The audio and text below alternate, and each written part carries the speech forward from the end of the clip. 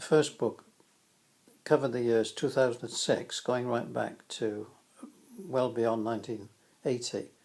And the very first journal I put my hand upon was a copy of the Journal of Creative Behaviour, and it happens to be the one which had an obituary for Mo Stein, who had died just a few months earlier.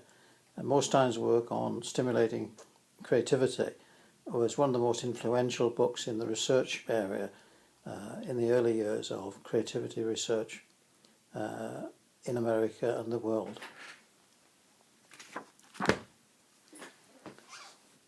The second edition which I came across was by the British Design Council.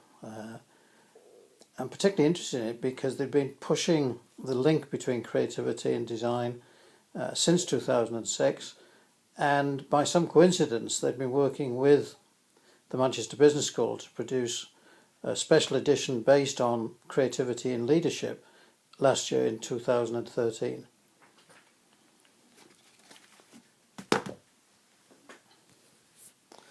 The next book was entitled Swarm Creativity.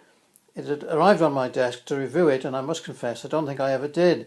It was particularly pertinent because the author had anticipated in 2006 the idea of creativity as a swarm, and of course swarm methods of networking through the web and so on, which become popular 15, 20 years later.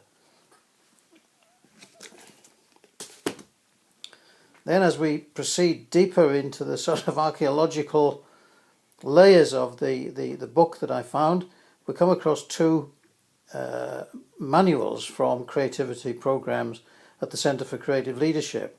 There's the 1982 proceedings with, I think, I can see Stan Griskovich, who was central to organising the conferences, on the left hand of the two photographs.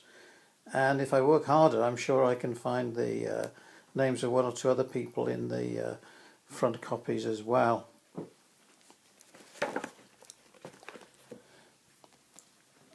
There we go with an even later one, Creativity Week 3, 1980, and once again it's edited by Stan Griskovich,